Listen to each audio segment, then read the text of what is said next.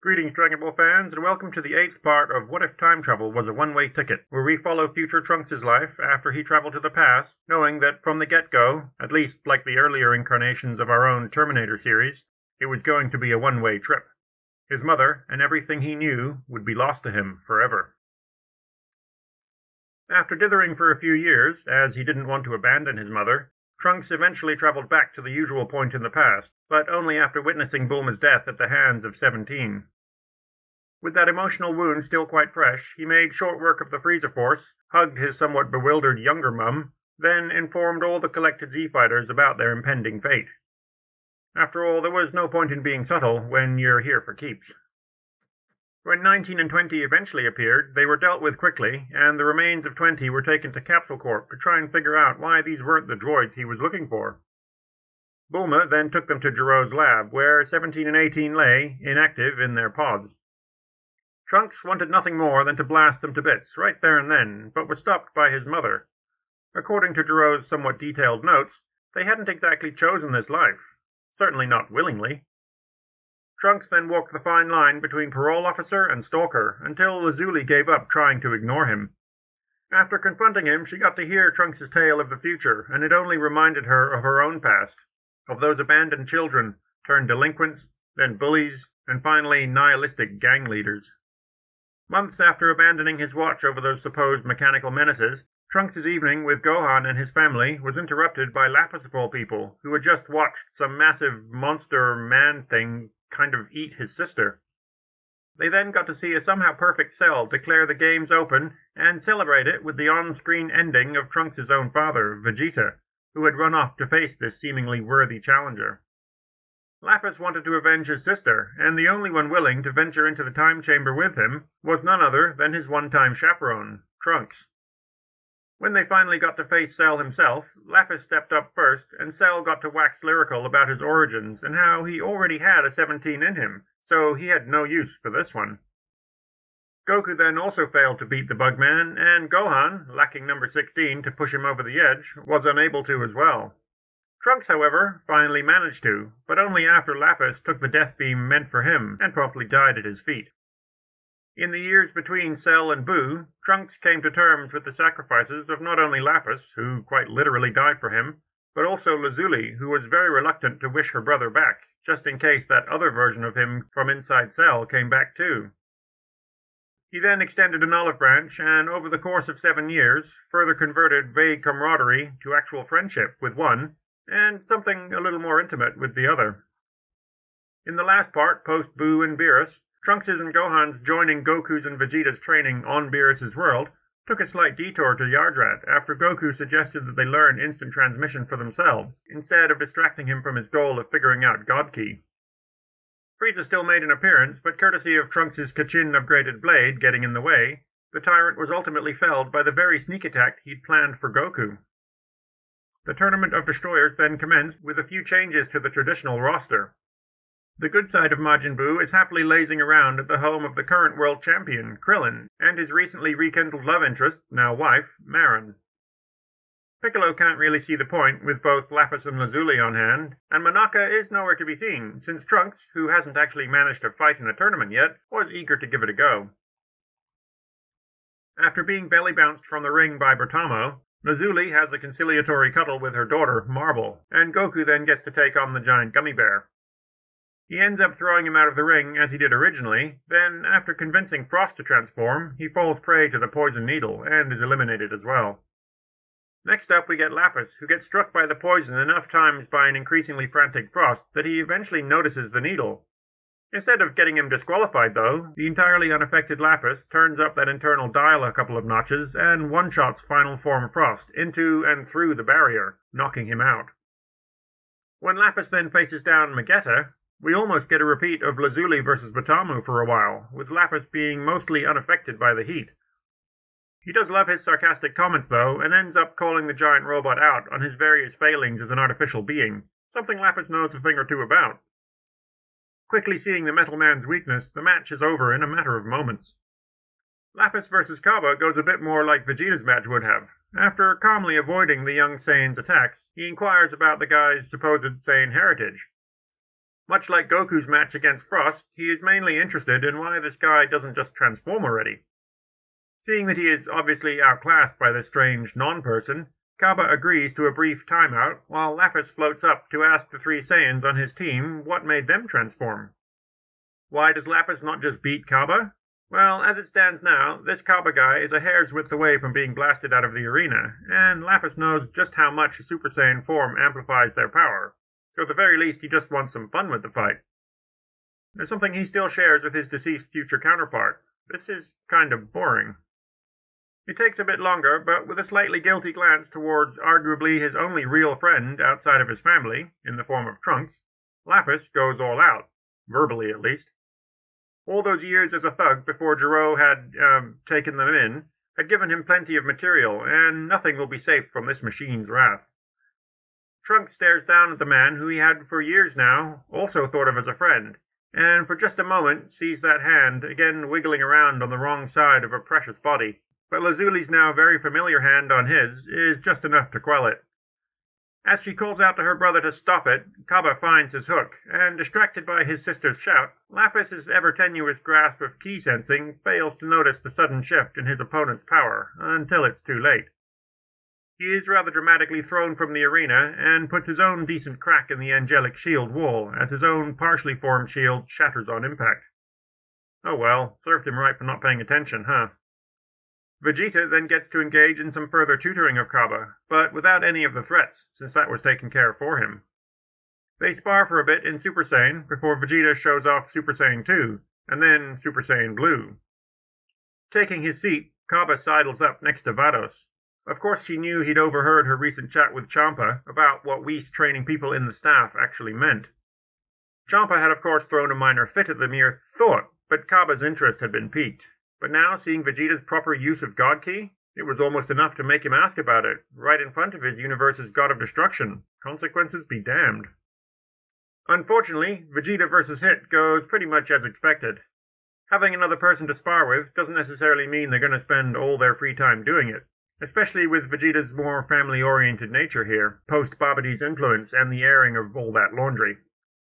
Besides, Hit's moveset is pretty unique too, since everyone seems to have just up and forgotten that Guldo ever existed. Trunks, however, does fairly well against Hit. His ultimate form has improved a bit since that bout with Frieza, and with Vegeta's fight to drawn, he can just about see Hit's pattern, or at least move fast enough to block. Fortunately, or not, he was not allowed to bring his sword into this, but that ki infusion thing, along with Lapis's shield bubble, has given him an idea. As Hit moves in to finish the momentarily staggered guy off, he slams into a solid wall of ki-infused dust and air around the man that permeates even into the skip space, or dimension, or whatever it is. Stumped by this for only an instant, Hit opts for an otherwise lethal attack, but only as far as needed to break through the barrier so he can once again connect with Trunks directly. Much like Goku did, though, Trunks has seen enough, and it is here that we get to see the product of his time in the God Ki realm of Whis' staff. His hair shifts to a dull red, and his aura condenses around him into a brilliant white fire, instead of red. You'd be forgiven for thinking this is Super Saiyan Rage, because it's certainly similar, nor is it strictly the Super Saiyan God you would find otherwise in Heroes. What is this, OC? Just no, dude. Well, yeah, I guess, but this is mostly my interpretation of the natural God Ki form of a human Saiyan hybrid. Though we have no references for human God Ki, I just don't think Trunks' Super Saiyan God form in Dragon Ball Heroes was particularly well thought out. He's a hybrid after all, not just another Saiyan. It's actually a shame they didn't just make Super Saiyan Rage to be the human hybrid form of Super Saiyan God, despite the glaring plot hole of how he'd actually have managed to figure it out. If that was the case, then Gohan could get it too, if he was so inclined. And more importantly, Goten. For Gohan at least, maybe the white liquidy fire instead of the more traditional aura from Ultimate. Well, that's what I've gone with here, at least. The only other thing of note is that his hair is no longer spiky, as he has yet to figure out how his ultimate form interacts with God Ki. What he has, though, is enough to push through Hit's attacks, and almost land his own. He is using a different tactic to Goku, though, as that ki-infused dust and air is no longer only forming a barrier. It is now also a diffuse field around him. Much like Gohan would do in the upcoming exhibition match, it is shining a light on Hit's movements, while actively slowing those movements as well. Even in the skip space, the pressure of Hit's approach is just about detectable and thus can be countered. So Hit is forced to push his time skip even further, to the point where it is once again able to break through, as Trunks can no longer feel the ripples in time to react. Should he risk trying to activate his ultimate form? He has been trying, but has never managed to align the ultimate release of his mortal ki with that perfect control and containment required for God Ki. They're almost polar opposites. As Champa yells at Hit, Trunks' attempt to go ultimate fails spectacularly, and he finds himself collapsing almost unconscious to the floor. Having held so tightly onto that overwhelming mass of ki, he has instead managed to expel all but the very last drops of both from his body. As his face hits the tiles and the world goes dark, he can hear Elder Kai laughing nervously. Oh, great. He's probably going to need to talk to that old coot again, isn't he? Having both Vegeta and Trunks going up against Hit, and knowing that Hit's time skip is half a second now, Goku, being allowed back in after that whole Frost debacle, does so way more prepared. He doesn't need to test the waters, and just as Vegeta had, he goes straight to blue. Hit by now is rather enjoying himself, despite Champa's constant shouting. He'd never thought he would need to, let alone be able to improve this much, yet here he is, now more than double the time skip he went in with. The feeling of exhilaration is something he hasn't known in a very long time. He is, however, not in the best shape going into this match. On top of what damage Trunk actually managed to inflict, that guy's expelled mortal and godly ki is still somehow hanging around in the air, and almost every movement is like wading through water, especially since it permeates even his skip space. Worst of all, it doesn't actually seem to be affecting Goku at all. The opposite, in fact. It's almost as if he's soaking up the strange amalgamation of mortal and divine energy somehow. Traveling the areas cleared by Goku's passing before the ambient ki diffuses back in does little to help, but does draw an odd look or two from Goku, who doesn't quite seem to understand what's going on. With the deck stacked so heavily against him, we get to see Hit's time cage a lot sooner than normal, but as Goku strains against it, he is smiling. He has also been working on something special, and his flare to Kaioken times 20 shatters the cage, and Hit finds himself tumbling through the almost abrasive ki that's being washed away from the arena by Goku's recent surge. He pushes back against it, but can't quite get enough of his own pressure out to slow his movements, let alone change his trajectory enough.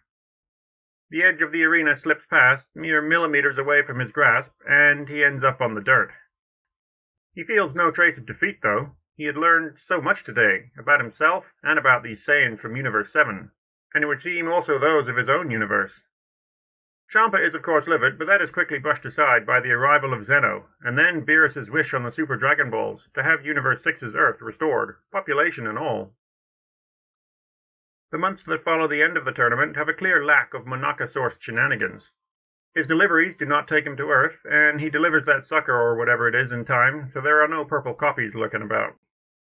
Having failed rather spectacularly during the tournament, Trunks has taken to visiting the Lookout and that nicely upgraded time chamber to work things out. He has a fair selection of people to choose from, and makes good use of them all. Lazuli, though, isn't overly pleased when their daughter Marble starts babbling about the funny white place that Dad showed her, so Trunks has to explain where she means, and why he's taken her in there. He only went there to spar with Lapis and Gohan occasionally, and they'd all brought their kids with them, since Dende clearly adores them and is more than happy to watch them up close occasionally, instead of from half a continent away. Little does Trunks know that trying to spread the blame around does not exactly lessen the blow. Anyway, Marble had kept trying to follow him in, and was constantly asking questions and begging to see too, so with all the dads there, they had stepped in for a minute or two. No, just a minute inside. Lapis's kids thought it was at first just boring, then utterly horrible when they stepped off the dais into the 10 Gs. Pan, though, was too busy giggling like a crazy person as she stumbled about after watching Marble charge around doing her handstands. Yes, she does love her handstands, doesn't she? Lazuli smiles down at their daughter, who is probably doing one right there, just because she can. The next time he'd gone up there, Marble had wanted to go in again, and, well, she'd made the eyes, and he's pretty sure everyone knows that he can't say no to the eyes. So, since then, every weekend, he's been spending an extra day in there with whoever he can rope into it, and that usually includes Marble. Hey, maybe Lazuli can come in too. Lapis would love to have her train with him after all, and Marble would absolutely love it. Maybe Gohan can convince Fidel to join too. Yeah, Mummy, come to the Hippa Time Chambler, Marble screeches with joy. And then, as Marble leans in to whisper to her mum to not push Daddy too far, like Uncle Gohan had, because Uncle Dende got mad that they wrecked the place a couple of weeks ago, we will bring Part 8 to a close. How do you think Trunks' efforts to bring his ultimate mortal ki in line with his god ki have gone? Will Goku still stick his foot in his mouth and arrange the Tournament of Power, and all the baggage that comes with it? How do you think Trunks will react to that level of naive short-sightedness, let alone the callousness of the gods? And what's happened to Zamasu and Goku Black?